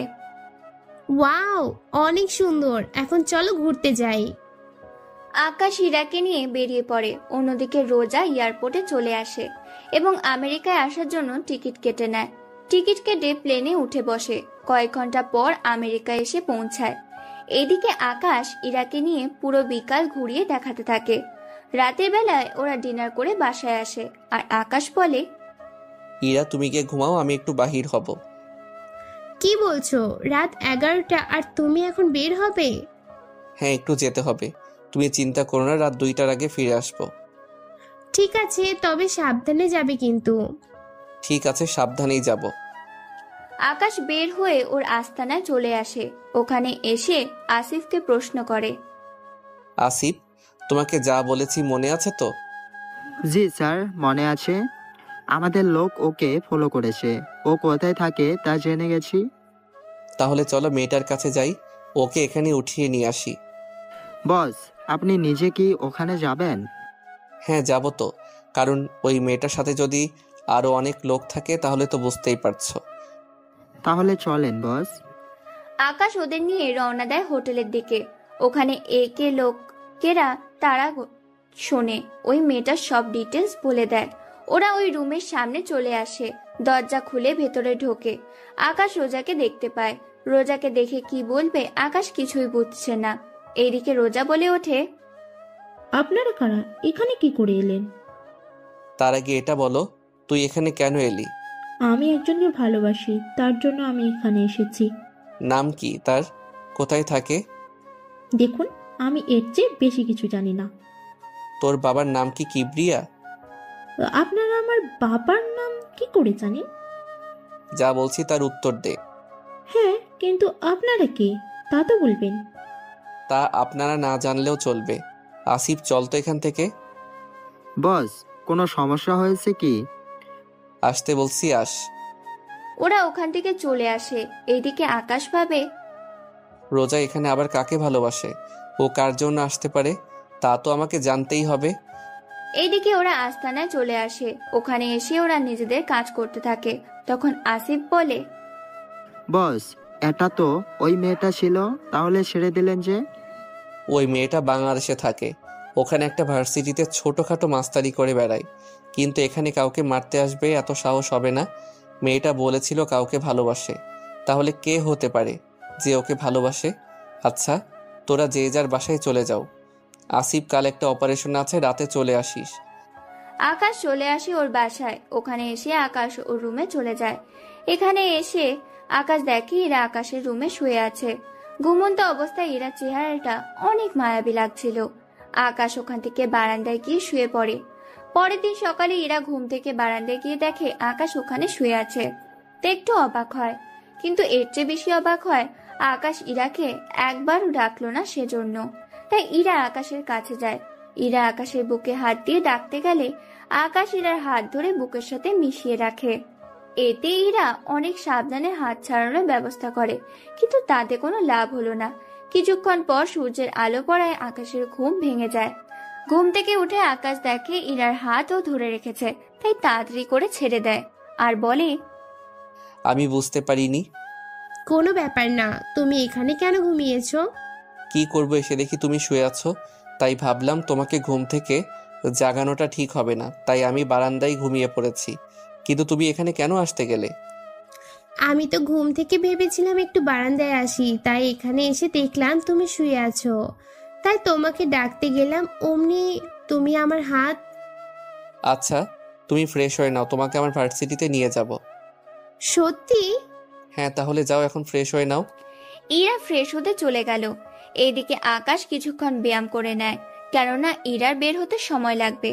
সে সময়টা আকাশ ব্যায়াম করে নেয়। ওরা দুজনে রেডি হয়ে নাস্তা করে বেরিয়ে পড়ে ভার্সিটির উদ্দেশ্যে। আকাশ ইরাকে নিয়ে ভার্সিটিতে যাচ্ছে। ওখানে গিয়ে আকাশ রোজাকে দেখতে পায়। তার সাথে এই ভার্সিটির সবাই আকাশকে চিনে, তাই অনেকে মারামারি বন্ধ করে দাঁড়িয়ে আছে। আচ্ছা, এই মেয়েটাকে খুব চেনা চেনা লাগছে, মনে হচ্ছে এর আগেও কোথায় যেন দেখেছি। আমারও তাই মনে হচ্ছে। আরে, এই তো রোজা, যে মেয়েটা তোমাকে ভার্সিটিতে মেরেছে। কিন্তু এই মেয়েটা। একটা কাজ করো, তুমি কে জিজ্ঞেস করো, আমি গেলে তো। তুমি কি এখনো ভয় পাচ্ছ নাকি? এটা তোমার ভার্সিটি, এখানে তোমাকে ভয় পেতে হবে না। ঠিক আছে, আমি তোমার সাথে যাব, কিন্তু তুমি ওর সাথে কথা বলবে, ঠিক আছে? ঠিক আছে। এইদিকে আকাশ ইরাকে নিয়ে রোজার সামনে যায়। রোজা আকাশের সাথে ইরাকে দেখে কিছুটা চমকে ওঠে আর বলে, এ কি ইরা, তুই এখানে? তাও আকাশের সাথে কি করে? আমি আকাশকে ভালোবাসি আর আকাশও আমাকে ভালোবাসে, তাই আমি ওর সাথে এসেছি। কিছুদিন পর আমরা বিয়ে করব। কিন্তু রোজা তুমি এখানে কেন এলে? আমিও একজনকে ভালোবেসে এখানে এসেছি, কিন্তু এখন তো দেখছি কে সেই ছেলে? সে হচ্ছে আকাশ। রোজার মুখে আকাশের নামটা শুনে ওরা দুজনেই অবাক হয়। তার সাথে ভার্সিটির অনেকে তাকিয়ে আছে ওদের দিকে। ভার্সিটির সবাই আকাশের পরিচয় জানে, মেয়েরা ভালো করেই জানে। আকাশ ভার্সিটির কোনো মেয়ের সাথে কথা বলে না। তাহলে ওই দুটো মেয়ে কারা যাদের সাথে আকাশ কথা বলছে? ব্যাপারটা হাস্যকর না? এখানে এসেছেন আমাকে ভালোবাসতে। প্লিজ আকাশ, আমাকে ফিরিয়ে দিও না। দেখুন, আপনি ভালো করেই জানেন আমি ইরাকে ভালোবাসি, তাহলে কি করে বলতে পারছেন আপনি আমাকে ভালোবাসেন? এইদিকে ওরা কথা বলছিল, তখন দূর থেকে কয়েকটা ছেলে ওখানে এসে আকাশের কাঁধে হাত রাখে, বলে, কিরে, তুই তো আগে কখনো মেয়েদের সাথে কথাই বলতি না, সেখানে তুই কিনা এখন দুটো মেয়ের সাথে, তাও মেয়ে দুটো সেই রকম সুন্দর। তো ওদের যদি... কথাটা বলার আগে আকাশ রনিকে একটা খুশি দেয়। এতে করে রনি অনেকটা দূরে গিয়ে পড়ে আর বলে, কাজটা কিন্তু তুই ভালো করলি না আকাশ। তুই ভালো করে জানিস। আমিও দেখে নিব তোকে। দেখাই যাক।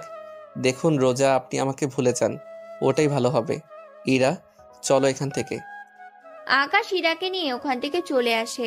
এইদিকে রোজা ভাবতে থাকে ইরাকে আকাশের কাছ থেকে কি করে আলাদা করা যায়। তাই রোজা ঠিক করে এই রনিকে হাত করবে, তাহলেই আকাশের সম্পর্কে সব জানতে পারবে। এইদিকে আকাশ ইরাকে নিয়ে চলে আসে পার্কে। তুমি এখানে বসো, আমি তোমার কোলে মাথা রেখে শুয়ে থাকি। আচ্ছা থাকো। ইরা মাথা রেখে শুয়ে পড়ল। অন্যদিকে রকি ওর বন্ধু এবং সাথে করে কয়েকজন ছেলেকে আনলো আকাশকে মারার জন্য। ওরা পেছন থেকে আকাশকে মারতে আসে, কিন্তু তখন ভাগ্য ভালো আকাশ ছবি তুলছিল, তাই পিছনের মানুষটাকে আকাশ দেখে ফেলে। ওরা মারতে আসলে আকাশ ওদের হাত ধরে ফেলে, অন্য হাত দিয়ে ওই ছেলেটাকে ঘুষি দিয়ে ফেলে দেয়। ইরা, তুমি এই নাও ইয়ারফোনে গান শোনো, আমি 3 মিনিটের জন্য আসছি। বুঝতে পারছি, আচ্ছা যাও। ইরা ওখানে শুয়ে শুয়ে গান শুনছে। এদিকে আকাশ তাড়াতাড়ি করে ওদের কাছে যায়। রকি, তোকে এত মারামারি তারপরও তোর শিক্ষা হয় না? ওরা সেই আকাশকে মারতে আসবে। আকাশ পায়ের বুট থেকে বন্দুক বের করে ওদের গুলি করতে থাকে। অনেকে পালিয়ে যাওয়ার সময় পায়ে গুলি লাগে। আকাশ রকিকে অনেক বুঝিয়ে ওখান থেকে পাঠিয়ে দেয়, কেননা আকাশ এখানে কোনো গন্ডগোল চায় না। আর এতক্ষণ ওদের মধ্যে যে মারামারি হয়েছিল তা কেউ একজন ভিডিও রেকর্ড করেছিল। সে হচ্ছে রোজা। রোজা এতক্ষণ ধরে ওদের ভিডিও করছিল, কেননা রকির সাথে আকাশের শত্রুতা কি তা রোজা ভেবে নেয়, রকির থেকে জেনে নেবে। কিছুক্ষণ আকাশ আর ইরার কাছে আসে। ইরা উঠে আবারও আকাশের কোলে শুয়ে পড়ে। এদিকে রকির কিছু লোক রকিকে হসপিটালে নিয়ে যায়। রকিকে হসপিটালে নিয়ে যাওয়ার পর রোজাও হসপিটালের দিকে চলে যায়। এদিকে ওরা আরো কিছুক্ষণ সময় কাটায়। দুপুরের দিকে আকাশ ইরাকে নিয়ে রেস্টুরেন্টে যায়। ওখানে ওরা খাবার খেতে থাকে। খাবার খেয়ে ইরাকে নিয়ে আকাশ বাসায় চলে আসে। এইদিকে রকিকে দেখতে ওর বাবা আসলো। ডক্টর, আমার ছেলে কেমন আছে? কিবরিয়া ডক্টরের থেকে জানতে পারে রকি এখন ঠিক আছে। এইদিকে রোজাও রকির কাছে আসে। কেমন আছেন?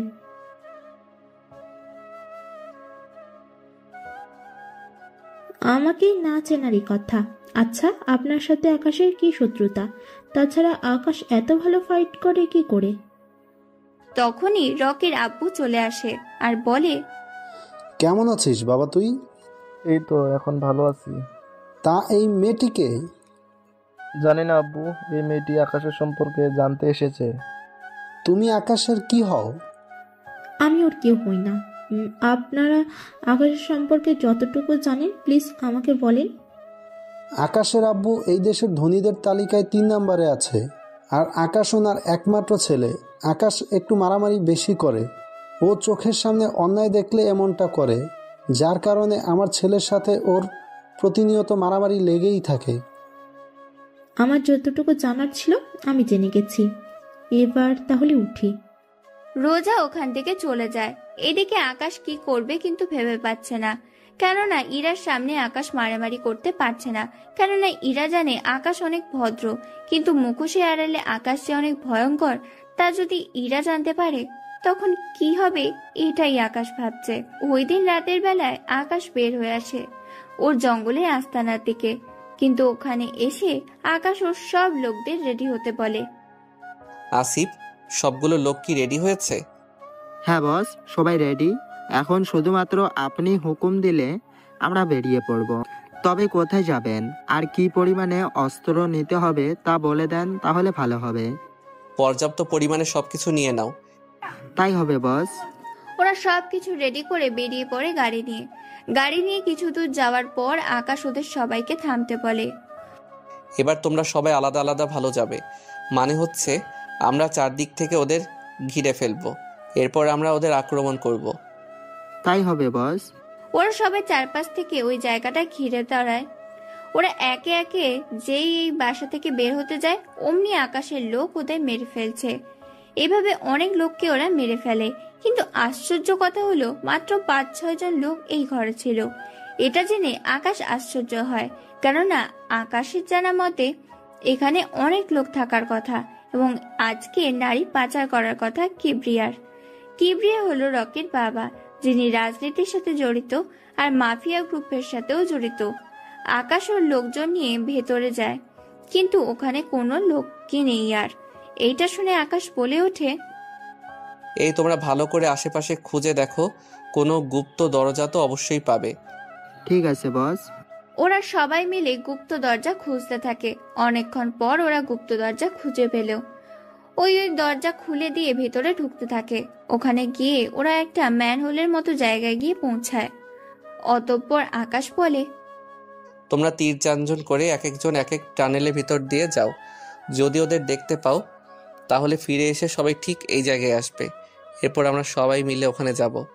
তবে নিজে থেকে কিছু করতে যেও না। ওরা সবাই খুঁজতে থাকে। কিছু দূর গিয়ে ওরা একটা মুখ দেখতে পায়, তাই ওরা মুখের দিকে যেতে থাকে।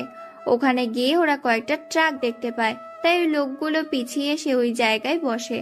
ওরা ওখানে এসে বাকি লোকদের দেখতে পায়, তাই ওরা সাবধানে ভিতরে ঢুকে যায়। ওখানে গিয়ে ওরা বুঝতে পারে ওরা একটা পাহাড়ের ভিতরে রয়েছে, কেননা পাহাড়ের বাইরে এখন রয়েছে ওই ট্রাকগুলো। অতঃপর তাদের মধ্যে একটি লোক আকাশকে বলে, বস এখন কি করব? গুলি চালাও, তবে মেয়েগুলোর গায়ে যেন না লাগে। এই কথা শুনে তাই ওরা গুলি চালাতে বলে ওর লোকদের। অন্ধকারে আকাশের লোক ভালোই দেখতে পাচ্ছিল না, কারণ পাহাড়ের বাইরে গাড়িগুলোর কাছে আলো ছিল। টানেলের ভিতরে থাকা লাইটগুলো তার ওরা কেটে দেয়, এতে করে ভিতর অন্ধকার। আকাশ ও লোকদের নিয়ে আস্তে আস্তে ভিতর দিয়ে শুয়ে শুয়ে সামনে এগোচ্ছে। অনেকটা পথ ওরা যেতে যেতে অনেক লোককেই মেরে ফেলে। তাহলে ওদের যেহেতু মারা শেষ, তাহলে গাড়ির দরজা খুলে দাও। ওরা দরজা খুলে ভেতরে অনেক মেয়েকে দেখতে পায়, তাই একে একে সবাই বের করে নেয়। ওরা অনেক ভয় ছিল। এদিকে ওদের নিয়ে আকাশ পুলিশ স্টেশনের সামনে দিয়ে চলে যায়। এদিকে মেয়েগুলো ভেতরে গিয়ে ওদের ঠিকানা দিয়ে দেয়, এতে করে সকাল হলেই ওদের বাড়িতে পৌঁছানোর ব্যবস্থা করবে। তাদের সব ব্যবস্থা করে আকাশ বাসায় চলে আসে। আজকেও এরা আকাশের রুমেই বসে আছে, তাই আকাশও বারান্দায় গিয়ে শুয়ে পড়ে। সকালে আকাশ উঠে ফ্রেশ হয়ে নেয়। এইদিকে আকাশ দেখে ইরা এখনো ঘুমাচ্ছে, কারণ তখন সকাল 7টা বাজে। তাই ইরাকে না জাগিয়ে আকাশ বের হয়ে আসে আর তার আম্মুকে বলে, আম্মু আমাকে নাস্তা দাও। কিরে তুই আজকে এত তাড়াতাড়ি উঠে গেলি কেন? ঘুম আসছিল না, এখন খেতে দাও। ইরাকে আসার সময় নিয়ে আসছিস? এখন মাত্র 7টা বাজে, তুমি আমাকে খেতে দাও, আমি একটু বাহিরে যাব। ও আস্তে আস্তে আমি ফিরে আসব। আকাশ নাস্তা করে বেরিয়ে পড়ে। আকাশ পথে যেতে যেতে রোজাকে দেখতে পায়, কেননা রোজা আগে থেকেই ওখানে ছিল। তাই আকাশ গাড়ি থামিয়ে রোজার কাছে যায় আর বলে, রোজা, আপনি এখানে কেন? আর পথ আটকিয়ে কেন দাঁড়িয়ে আছেন? তার আগে এটা বল, রোজা সব সময় একজন ভদ্র ছেলেকে বিয়ে করতে চেয়েছিল, কিন্তু এখানে এসে জানতে পারলাম তুই মোটেও ভদ্র না, সারাক্ষণ মারামারি করিস। যদি এই কথা ইরা জানতে পারে তাহলে কি হবে ভেবে দেখেছিস? যা হওয়ার পরে হবে, কিন্তু ইরাকে জানিয়ে তোর কি লাভ? লাভ তো আমারই হবে, কারণ ইরা তোর জীবন থেকে চলে গেলে আমি তোর জীবনে এন্ট্রি নিব। তোর সাহস তো কম না, তোকে তো আমি দেখ, আমার সময় যাচ্ছে, তাই আমার সামনে থেকে সর। যেখানে যাওয়ার যেতে পারিস, আমি পার্কের ভিতরে মারামারি করার সময়ে ভিডিও করে নিয়েছি। এখন ভিডিওটা যদি ইরা দেখে ফেলে তাহলে? সেই সুযোগ তুই কখনো পাবি না, তাই এখন রাস্তা থেকে সরে দাঁড়া। আকাশের চোখের দিকে তাকিয়ে রোজা ভয় পেয়ে যায়, তাই ওখান থেকে সরে যেতে আকাশ গাড়ি নিয়ে চলে আসে। 1 ঘন্টা পর আকাশ ফিরে আসে বাড়িতে এসে ইরার মাথার পাশে একটা প্যাকেট রেখে যায়। ইরা ঘুম থেকে উঠে প্যাকেটটা দেখতে পায়, তাই প্যাকেটটা নিয়ে ওয়াশরুমের ভিতর চলে যায়। ওখানে ইরা প্যাকেটের মধ্যে শাড়ি দেখতে পায়, তাই ওই শাড়িটা পরে নিচে নেমে আসে একেবারে তৈরি হয়ে। ইরা নিচে নেমে আসছে আর আকাশ ইরার দিকে তাকিয়ে আছে, কেননা ইরাকে দেখে মনে হচ্ছে আসমান থেকে পরি নেমে এসেছে, কেননা এতটাই সুন্দর লাগছিল যে বলার বাহিরে। অতঃপর এটা ইরা দেখে বলে উঠল, কি দেখছো অমন করে? তোমাকে দেখছি, অনেক সুন্দর লাগছে তোমাকে। আগে কি দেখতে খারাপ লেগেছে নাকি? না, কিন্তু আজকে অনেক বেশি সুন্দর লাগছে তোমাকে। তাহলে চলো নাস্তা করে বেরিয়ে পড়ি, আজকে যাব সমুদ্র দেখতে। সত্যি? তাহলে চলো চলো। নাস্তা তো করে যাবে? পরে করব, আগে চলো। ওরা বেরিয়ে পড়ে সমুদ্র দেখার জন্য। ওরা ওখানে অনেকটা সময় কাটায়, দুজনে পাশাপাশি হাঁটে, বসে থাকে, একসাথে খাবার খায়। ওরা দুজনেই ওখানে অনেক মজা করে। মাঝে মাঝে ইরা আকাশের কোলে ওঠার জন্য বায়না করে, তাই আকাশও ইরাকে কোলে নিয়ে বালুর উপর দিয়ে হাঁটে। ওরা কোথাও বসলে ইরা আকাশের কাঁধে মাথা রাখে, এতে করে ঈশা অনেক শান্তি পায়, তার সাথে আকাশও। ওরা ওখানে একসাথে গোসলও করে, কেননা আসার সময় আকাশ বাড়ি থেকে পোশাক নিয়ে এসেছে, কেননা পানিতে ওরা গোসল করবে সেজন্য। ইরা ও আকাশ দুজনেই পোশাক চেঞ্জ করে পানিতে নামে। ওরা দুজন দুজনকে পানি দিয়ে ভিজিয়ে দেয়, এতে করে একজন আরেকজনের কাছে জড়ি ধরে পানিতে পড়ে যায়। এভাবে ওরা সময় কাটায়। ওরা সময় কাটানো শেষ হয়ে গেল, দুজনের ড্রেস চেঞ্জ করে নেয়। ওরা গাড়িতে উঠে বাড়ির দিকে রওনা দেয়। বাড়িতে এসে আকাশ ইরাকে দেখে। আকাশের ফুপু ফুপা ও ঈশা বসে আছে, তার সাথে ইরার বাবা মাও। ইরা ওর বাবা মাকে দেখে দৌড়ে গিয়ে জড়িয়ে ধরে। এদিকে ঈশা এসে আকাশকে ধরে আর বলে, কোথায় গিয়েছিলি তোরা? আমরা সেই বিকাল থেকে অপেক্ষা করছি, আর তোরা এই রাতে এলি? আমরা সমুদ্রের ধারে গিয়েছিলাম। এদিকে ইরা ওর বাবা মায়ের সাথে কথা বলতে থাকে। মা বাবা তোমরা আসার সময় জানিয়ে কেনই আসোনি? তোকে সারপ্রাইজ দিব বলে। তা তোরা কোথায় গিয়েছিলিস? আব্বু, আমরা সমুদ্রের ধারে গিয়েছিলাম। তুমি জানো ও আমাকে প্রতিদিন ঘুরতে নিয়ে যায়।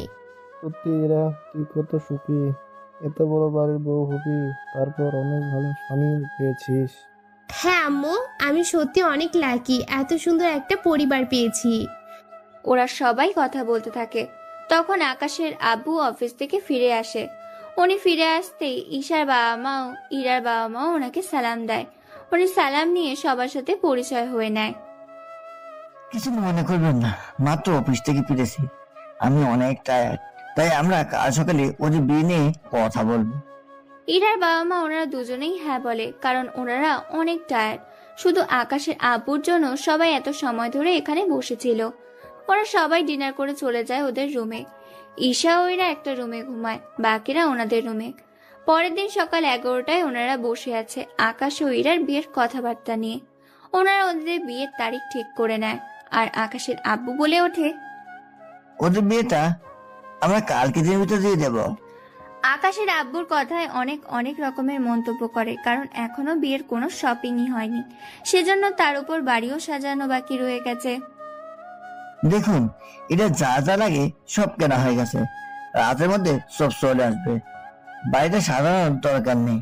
আর আপনারা দেশের আগে এখানে আপনার মেয়ের সাথে থাকতে পারেন, কারণ ওখানে আপনাদের দেখাশোনা করার জন্য কেউ নেই। যদি ইরার ভাই অথবা কোনো বোন থাকতো তাহলে হয়তো যদি ইরার ভাই অথবা কোনো বোন থাকতো তাহলে হয়তো ওর জন্য ফিরে যেতে পারতেন, কিন্তু সবকিছু যেহেতু এখানে, তাই ওখানে যেতে হবে না। তবে মাঝে মধ্যে আকাশ আপনাদের ওখানে নিয়ে যাবে, সাথে ইরাকও। ওখানে আপনারা কয়েকদিন সময় কাটিয়ে আবার আকাশের সাথে চলে আসবেন, কোনো কিন্তু না। এইদিকে রোজা এসে বলে, বাহ আঙ্কেল, ভালোই তো, ছেলে শ্বশুর শাশুড়িকে এখানে রাখতে চাইছেন, ভালো কথা, কিন্তু আপনার ছেলে যে ইরাকে ঠকাচ্ছে, তার কি হবে? রোজার কথা শুনে সবাই ওখানে একে অপরের দিকে তাকিয়ে আছে, কেননা কেউ এই মেয়েটিকে চেনে না, তার উপর এসব আজে বাজে কথা বলছে সেজন্য। তখন আকাশের আব্বু বলে ওঠে, এই মেয়ে কে তুমি, আর বাইরে ঢুকলে কি করে, তার উপর এইসব কি কথা বলছো? আমি ঠিক বলছি, আপনার ছেলে মারামারি করে, অথচ আপনার হবু বৌমা এই সম্পর্কে কিছুই জানে না। এটাকে কি ঠকানো বলে না? ও মারামারি করে, এতে তোমার কেন সমস্যা হচ্ছে রোজা? এটা ঠিক, আমি মারামারি পছন্দ করি না, তাই বলে কারোর কাছে মার খেয়ে চলে আসবে তাও তো মেনে নিতে পারি না। এই সময় বাংলাদেশে তুমি মেয়ে ছিলে বলে কোনো ছেলে তোমার গায়ে হাত তুলতো না, তাই ওই দিন ও নিজের দেশ, এখানে ওকে কেউ মারতে আসলে তার তো প্রতিবাদও করবেই। এটা তুমি বুঝতে পারছো না ব্যাপারটা। বুঝেছি আমি ও কতটা সরল ছেলে, তা আমি জানি। বাংলাদেশে ওর সাথে কয়েকটা দিন সময় কাটিয়ে বুঝতে পেরেছি, তার উপর এখানে এসে ওকে আরো ভালো করে জেনেছি। ও ভার্সিটিতে কোনো মেয়ের সাথে কথা বলে না, তা আমি ওখানে গিয়ে জানতে পারলাম। দেখো, নিজের আত্মরক্ষায় মারামারি করলে কোনো সমস্যা নেই, তাই তুমি যা পাওয়ার জন্য এখানে এসেছো তা তুমি কখনোই পাবে না। না পেলে জোর করে নিব আমি। কাল আকাশে বিয়ে, তাই সময় পাবেন না। রোজা ওখান থেকে চলে যায়। এদিকে রোজা যাওয়ার পর সবাই একের পর প্রশ্ন করেই চলেছে ইরাকে। ইরা সবার প্রশ্নের উত্তর দিতে থাকে, সবাই পরে সবটা বুঝতে পারে। এইদিকে ওই দিন থেকে ওদের বিয়ের কার্যক্রম শুরু হতে থাকে। এইদিকে রোজা রকির সাথে হাত মিলিয়ে নেয় ইরাকে বাড়ি থেকে উঠিয়ে নেওয়ার জন্য, যাতে করে এই বিয়েটা না হয়। এদিকে রনিও প্রতিশোধের জন্য রাজি হয়ে যায়। ওই দিন রাতে রকির লোকজন নিয়ে ইরাকে বাড়ির সামনে থেকে কৌশলী উঠিয়ে নিয়ে গিয়ে আটকে রাখে। এইদিকে ইরা তো বুঝতে পারছে না কেন ওকে এখানে আনা হলো। ইরাকে একটা গোডাউনে রাখা হলো। তার উপর রকির বাবার তো লোকজন আছেই, কেননা রকির বাবার তো লোকজন তো আছেই। রকির বাবাও মাফিয়া হওয়ায় অনেক লোক আছে, এতে করে সুবিধাই হয়েছে। এইদিকে রোজা ইরার মোবাইল দিয়ে আকাশকে বলে ওঠে, কেমন আছো আকাশ? এই কি ইরা, তোমার কণ্ঠ এমন দেখাচ্ছে কেন? কারণ আমি রোজা, সেজন্য। মানে ইরার ফোন তোমার কাছে কেন? তার মানে তুই ইরাকে? একদম ঠিক ধরেছিস, আমি ইরাকে কিডন্যাপ করেছি। ওদের একটা শর্তে ছেড়ে দিব, অতি তাড়াতাড়ি তুই আমাকে বিয়ে করিস। তা কখনোই সম্ভব না। তাহলে যে ইরাকে হারাতে হবে। আমি রাজি, তবে ইরাকে ওখানে উপস্থিত থাকতে হবে। তাহলে তো আরো ইন্টারেস্টিং হবে। প্রেমিকা তার প্রেমিককে অন্য কারোর সাথে বিয়ে হতে দেখবে। এই নে, একটা জায়গায় নোট কর, এখানে চলে আসিস। এইদিকে আকাশ জায়গার নামটা চেনা চেনা লাগছে, কেননা এই জায়গায় কিবরিয়ার আস্তানা। তাই আকাশ ভাবে, তার মানে রোজার সাথে কিবরিয়া ও রকি, ওরা তিনজনই হাত মিলিয়েছে। কিন্তু ওরা রোজার উপকার করে, ওদের কি লাভ হবে? এইদিকে কেউই জানে না ইরা যে নিখোঁজ। তাই আকাশ বাড়ি থেকে বের হয়ে ঈশাকে কল দিয়ে জানিয়ে দেয় যে আকাশ ইরাকে নিয়ে একটু ঘুরতে গিয়েছে, রাত ৩টা-৪টার ভিতরে চলে আসবে। ঈশা ওর এবং ইরার বাবা মাকে কথাটা বলে দেয়, যাতে করে ওরা ইরা যে নিখোঁজ হয়েছে তা না জানে। আকাশ গাড়ি নিয়ে ওর আস্তানায় চলে আসে। ওখানে এসে ওর যত লোকজন আছে সবাইকে নিয়ে বেরিয়ে পড়ে কিবরিয়ার আস্তানার দিকে। ওখানে চারপাশে আকাশ ওর লোকদের দেখে শুধুমাত্র আসিফকে নিয়ে ভেতরে যায়। ওখানে কিংকিকে দেখে কিবরিয়া অবাক হয়ে যায়, কেননা কিং কখনো এখানে আসেনি। কিন্তু আজকে আসাতে কিবরিয়া অবাক হয় আর বলে ওঠে, আরে কিং, আপনি এখানে, তাও আবার আমার মতো মাফিয়ার কাছে? আমি এখানে কথা বলতে আসিনি, এখানে একটা মেয়েকে আটকে রাখা হয়েছে, আমি ওই মেয়েটিকে নিয়ে যেতে এসেছি। এ কি করে সম্ভব কিং? আমি এত কিছু জানি না, মেয়েটিকে আমার চাই।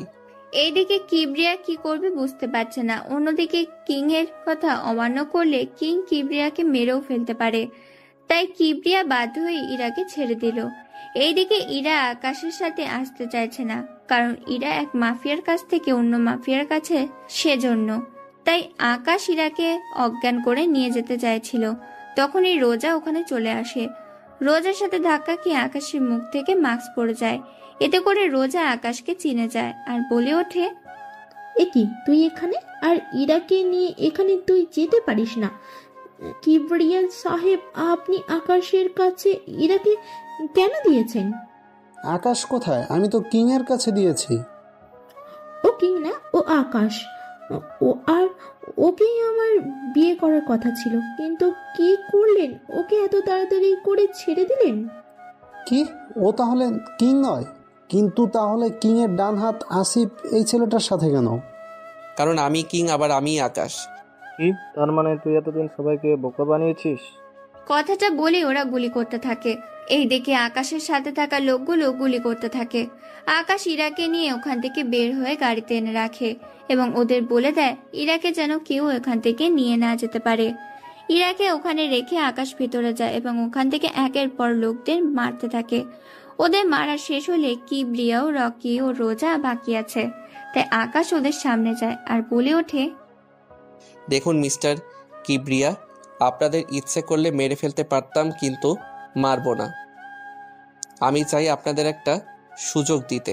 বাকি রইল রোজা। দেখো রোজা, জোর করে কখনো ভালোবাসা হয়তো, তাই আমাকে ভুলে যাও। এই কথাগুলো বলে আকাশ ওখান থেকে আসতে যাবে, তখনই রকি রোজাকে গুলি করে। আকাশ পিছনে তাকিয়ে রোজার এই অবস্থা দেখে রকি ওর বাবাকে আকাশের লোকগুলি করে মেরে ফেলে। আকাশ ওখান থেকে বের হয়ে চলে আসে। ইরাকে নিয়ে আকাশ বাড়িতে আসে। কেউ কিছু জিজ্ঞেস করলে আকাশ বলে দেয় ইরা ঘুমিয়ে পড়েছে। পরের দিন সকালে ইরা ঘুম থেকে আকাশকে দেখে তাই দৌড়ে এসে হাজির হয়ে যাবে। এইদিকে দুপুরের দিকে আকাশ ও ইরার বিয়ে হয়ে যায়। রাতে যখন ইরাকে আকাশের রুমে বসানো হলো, তখন আকাশ ইরাকে বলে, ইরা, তোমাকে একটা কথা বলার ছিল। আমি জানি কি বলবেন। ওই রাতের কিং তুমি ছিলে, তাই না? তুমি কি করে জানো?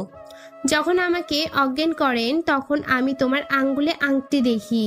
ওই আংটি দেখে। কথা দাও আমাকে কখনো ছেড়ে যাবে না। কথা দিলাম, তবে তোমাকে এই পথ ছেড়ে দিতে হবে। তোমার জন্য সব ছেড়ে দিব। এই বলে আকাশ ইরার কাছে আসতে থাকে।